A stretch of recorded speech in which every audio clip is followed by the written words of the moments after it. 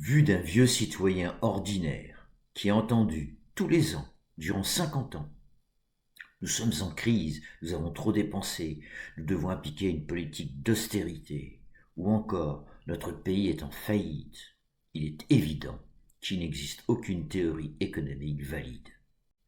De mémoire, ça a commencé avec Georges Pompidou en 1973, puis Mitterrand nous a fait rêver en 1980 pour retourner sa veste 2 ans plus tard, en adhérant au néolibéralisme et à l'austérité. Et cela n'a plus jamais cessé. En 2024, le budget d'austérité est passé avec un 49,3 et en 2025, Bayrou a tenté le même budget avec 44 milliards d'austérité, mais s'est fait renverser par une motion de confiance. Et à l'heure où j'écris ces lignes, Sébastien Lecornu, nommé Premier ministre par Macron, cherche désespérément comment éviter un autre 49,3. Alors pourquoi ? D'abord parce que depuis la première théorie économique pensée par Adam Smith et les suivants, aucune n'a jamais été confirmée dans les faits. Au contraire, de crise en crise, chaque génération d'économistes a rejeté l'ancienne théorie pour une nouvelle et ainsi de suite depuis 3 siècles. Secondement, contrairement aux dires des économistes, la discipline économique n'a jamais répondu aux critères de la méthode scientifique, puisqu'aucune théorie n'a jamais été confirmée par aucune expérience grandeur nature. Quel que soit le modèle économique, ils ont tous fait faillite. Remarquez qu'il est étrange d'entendre constamment dire que notre pays est en faillite, mais jamais que le modèle économique appliqué est, lui, en faillite. En réalité, la discipline économique, qui n'est pas une science, est une succession de conventions humaines, tâtonnantes et confuses, qu'aucune formule mathématique ne confirme. Le regretté économiste Bernard Maris disait jadis à l'économiste contemporain Gilles Ravaud, alors à l'époque ébahi, que je cite « L'économie est un ensemble de croyances ». La chose est claire. Or, l'économie est habituellement définie comme un ensemble d'activités d'une collectivité humaine relative à la production, distribution et consommation des richesses et des ressources. Ça dit quoi, mais ça ne dit pas comment. On s'en souviendra, j'ai défini avec en tête du volet économique la loi naturelle de coopération ainsi. Elle est une constante d'équilibre négantropique qui recherche sans cesse à rééquilibrer les déséquilibres anthropiques de la matière, mais sans jamais l'obtenir, sinon c'est l'inertie ou la mort. Elle est la vie unique dans toutes ses formes de vie multiples. Rappelons que la négantropie représente la force vitale spirituelle ou l'élan vital de Bergson qui ralentit la force anthropique de la matière vers l'inertie ou la mort. J'ai donc proposé dans mon livre comme définition de l'économie ceci: l'art de penser une somme de conventions humaines avec comme seul objectif de sans cesse rééquilibrer les déséquilibres durant les échanges de biens et de services au sein de tous les couples antagonistes issus de l'activité humaine, production, distribution et consommation des richesses et des ressources, comme les couples ressources-production de biens utiles, offre-demande de biens et de services utiles, offre-demande d'emploi, balance du commerce extérieur, investissement biens communs utiles, offre-demande de logements, d'écoles, d'hôpitaux, de crèches, d'infrastructures, etc. Autrement dit, comme la nature elle-même recherche sans cesse la robustesse en rééquilibrant les déséquilibres, ce sont les fluctuations d'Olivier-Amand que nous avons vues, donc elle recherche cette robustesse par la coopération. La discipline économique devrait suivre l'exemple de la nature, lequel s'avère indéniablement une réussite. Ici, un économiste n'est plus un théoricien, mais un statisticien spécialisé dans un domaine précis qui surveille les écarts-types des couples économiques comme on surveille le lait sur le feu. En ce sens, il proposera aux dirigeants politiques les mesures nécessaires en vue de rééquilibrer tel ou tel excès dans un sens ou dans l'autre. Par exemple, si le chômage dépasse 5%, il faudra rechercher là où les emplois sont vacants et développer les formations correspondantes. Idem si les inégalités se creusent en termes de répartition des patrimoines ou autres richesses utiles. De même encore si la balance du commerce extérieur est trop déséquilibrée, il faudra inventer des mesures allant vers l'autosuffisance du pays, etc. Une politique économique consistera donc à penser des conventions sans cesse en évolution vers une harmonisation financière au profit de l'intérêt général, bien sûr, de la nation. L'État mettra alors à disposition sa puissance administrative pour guider le secteur privé dans les bonnes directions, notamment en réinstaurant de véritables plans quinquennaux. Plan quinquennaux ne signifie pas goulag. L'économiste Jacques Rueff établissait des plans quinquennaux à la demande du général de Gaulle afin de redresser la France d'après-guerre et son économie. Notez que la France d'alors était 100 fois plus pauvre qu'aujourd'hui. Ne sommes-nous pas capables d'en faire autant? Dès lors, la fonction première d'un économiste est donc de veiller sur tous les déséquilibres naturels. Or, le théorème de l'égoïsme en économie révèle une constante économique négative qui va nécessairement concentrer les richesses dans les poches d'une minorité en appauvrissant la majorité. Pourquoi ?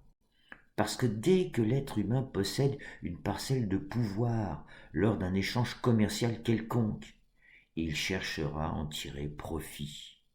Du coup, chaque transaction augmentera les déséquilibres naturels par des déséquilibres artificiels. On se souviendra des deux pouvoirs, le bon et le mauvais. Je m'explique.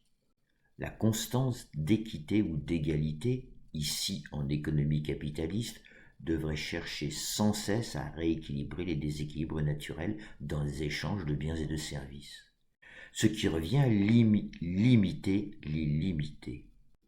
Or, dans une société égoïste, nous avons affaire à une constante inverse dans la mesure où, durant les milliards d'échanges journaliers mondiaux, chaque protagoniste qui détient une parcelle de pouvoir personnel sur l'autre va déséquilibrer volontairement la transaction, au lieu de viser le modèle gagnant-gagnant d'une société altruiste. Ainsi, les détenteurs de pétrole, grâce à Dieu dans leur sous-sol si je puis dire, n'hésiteront pas à se favoriser face aux pays qui n'en ont pas. De même, des pays riches face aux pays pauvres, des multinationales face aux entreprises qui dépendent d'elles, ou face aux consommateurs impuissants. De même enfin, entre les propriétaires dominants du capital face aux travailleurs. Comment voulez-vous que dans ces conditions, une économie équitable puisse fonctionner sans crise? Conséquence, aucun modèle économique ne peut fonctionner dans une société égoïste. En revanche, l'altruisme va sans cesse rechercher à rééquilibrer les déséquilibres entre le fort et le faible, le riche et le pauvre, le sachant et l'ignorant, le bien portant et le malade. Aussi et bien évidemment entre les hommes et les femmes, et d'une manière plus générale entre toutes nos différences qui engendrent des inégalités sociales et économiques. Je pense notamment à l'écart des salaires entre les deux sexes, étant quand même actuellement de 25%. À compétence et travail égal. Par suite, ne cherchant pas constamment à rééquilibrer les déséquilibres naturels, cherchant bien au contraire à ajouter des déséquilibres artificiels, on aboutit régulièrement à un état de crise. Et de crise en crise, tant la politique de l'offre, vision néolibérale, que celle de la demande, vision keynésienne, elles se financent toutes deux sur la dette souveraine, nous l'avons vu.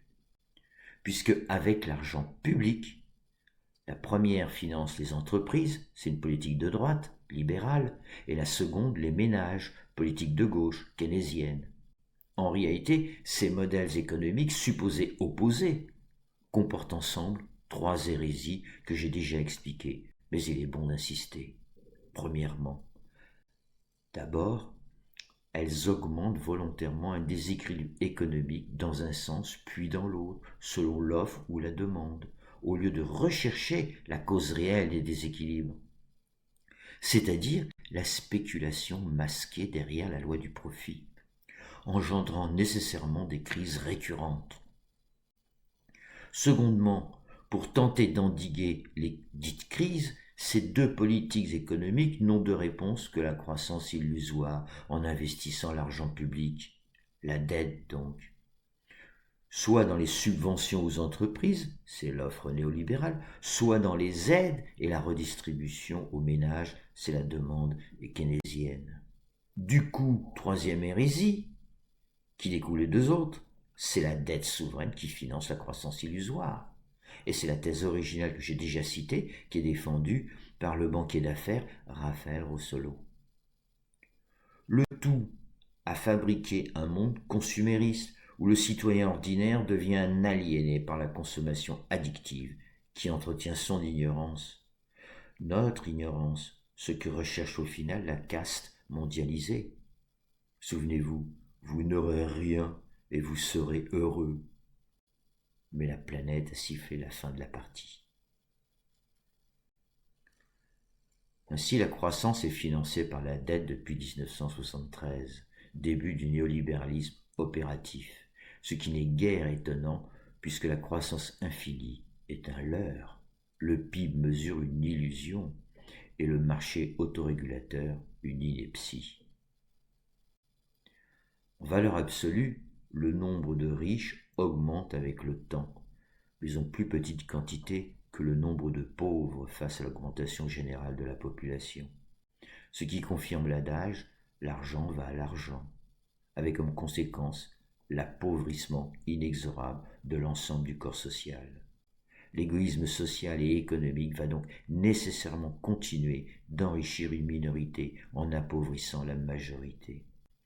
Toute société fondée sur le postulat de l'homme égoïste et de la loi du profit conduira inexorablement à concentrer les richesses. Et là, vous avez des travaux, tous les travaux, quantifiés, documentés par Thomas Piketty. Voilà pour le vice originel en économie. Nous l'avons longuement évoqué dans les études sur l'argent magique, ça existe, et la dette gouverne les peuples.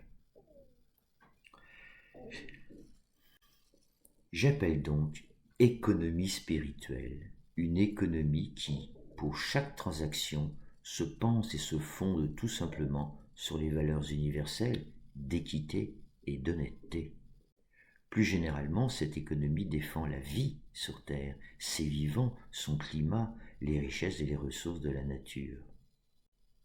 Alors d'abord, l'économie en soi est un objet spirituel. Pas nécessairement spirituel, l'économie en soi est un objet spirituel. Premièrement, principe cause à suit. Puisqu'il s'agit de conventions humaines, elles se décrètent après un consentement des volontés en présence. Deuxièmement, principe de contradiction. S'agissant sans cesse à rééquilibrer les déséquilibres naturels, son mode de fonctionnement est par nature contradictoire. Troisièmement, principe de réalité spirituelle. L'économie est en effet une discipline immatérielle, invisible et abstraite, mais bien présente dans tous les domaines de la vie humaine. Et comme tout objet spirituel, elle apparaît en démocratie authentique, l'altruisme, et disparaît en tyrannie, l'égoïsme. Voici 10 exemples concrets pour une économie spirituelle. Ils sont développés dans mon livre, ici je ne fais que les résumer. Premièrement, dans une économie spirituelle, rien ne se détruit, tout se transforme en bien, tant pour l'humanité que pour la planète. Deuxièmement, dans une économie spirituelle, le travail en tant que tel est avant tout un service rendu à son pays et non une valeur marchande. Le travail a fait l'objet d'un podcast. Troisièmement, dans une économie spirituelle, il n'y a qu'un seul choix possible, celui des valeurs universelles au profit de la préservation de la nature, sa biodiversité, ses océans et ses terres. Choisir entre son intérêt personnel et le bien commun n'est pas un choix. L'égoïsme n'est un choix pour personne. Quatrièmement, dans une économie spirituelle, l'information honnête, c'est-à-dire la prise de conscience du réel, doit être le guide rationnel des décisions économiques morales. Cinquièmement, dans une économie spirituelle, la coopération prime sur la compétition. Sixièmement, dans une économie spirituelle, la fiscalité doit respecter les valeurs universelles, c'est-à-dire s'effectuer de manière progressive de telle sorte que l'effort de chacun soit équitablement proportionné. Septièmement, dans une économie spirituelle, tout acte économique est écologique et doit donc recycler les déchets en matière première, respecter les humains, la planète et ses vivants non humains.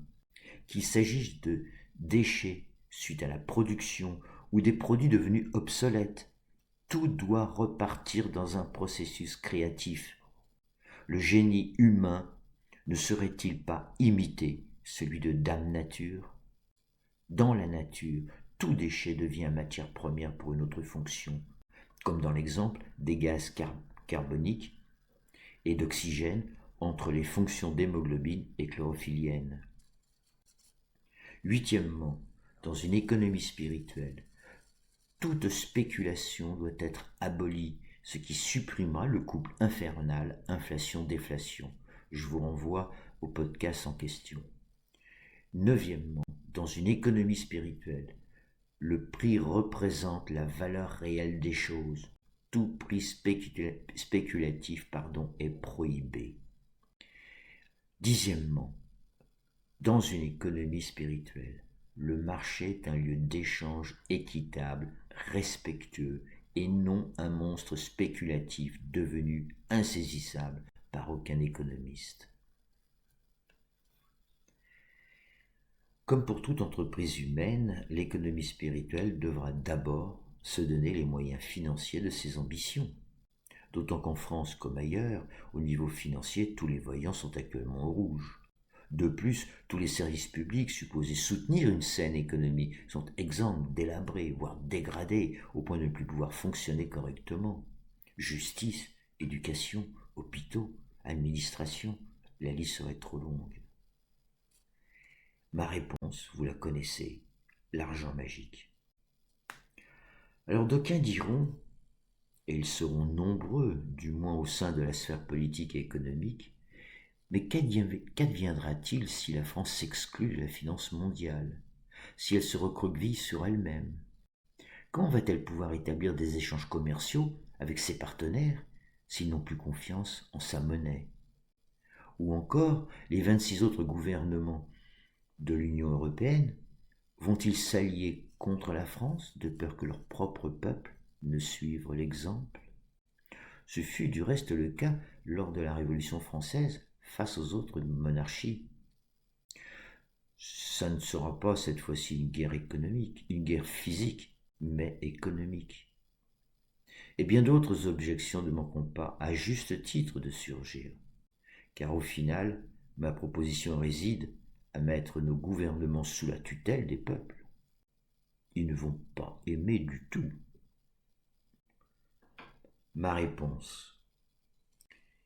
Il est évident qu'il faudra faire face à plusieurs années de troubles et d'incertitudes. Sans doute faudra-t-il être très créatif. Aussi, je ne suis certain que de deux choses. La première, soit nous restons sur cette pente glissante vers une sorte de néofascisme de plus en plus violent, pour contenir une population en grande souffrance à cause d'une économie en réelle faillite, c'est-à-dire avec le désespoir en bout de route.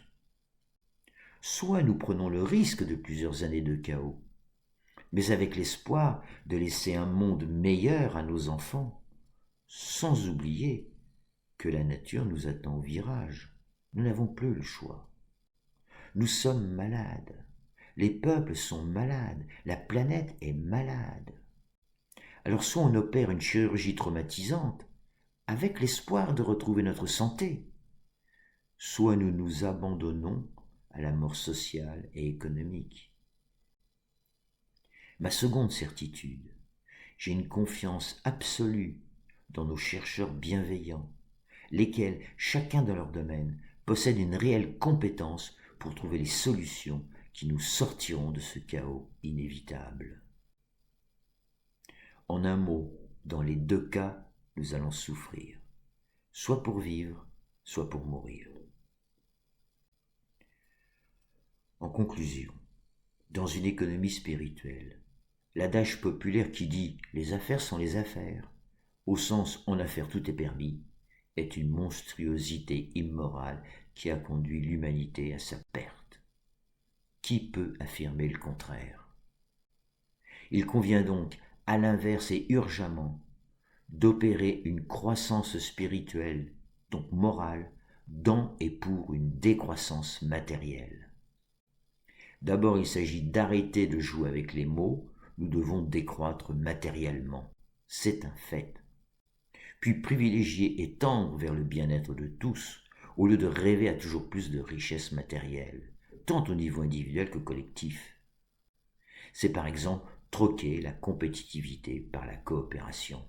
C'est choisir, développer la culture, l'art, la poésie, la philosophie, la sagesse, la connaissance de soi et d'autrui, les métiers de la santé physique et mentale, et oublier les techniques de management commercial. C'est valoriser les vrais métiers au service de la collectivité, les derniers de corvée, et remettre à leur juste place et au juste prix les métiers de la finance et la spéculation qui devront disparaître, les premiers de cordée. C'est au final préférer nous aimer, la croissance, que posséder la décroissance.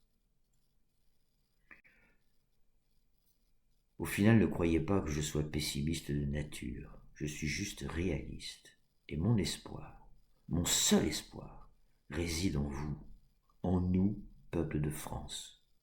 Personne ne viendra nous sauver. Il n'existe pas, ou plus, d'homme ou de femme providentiels.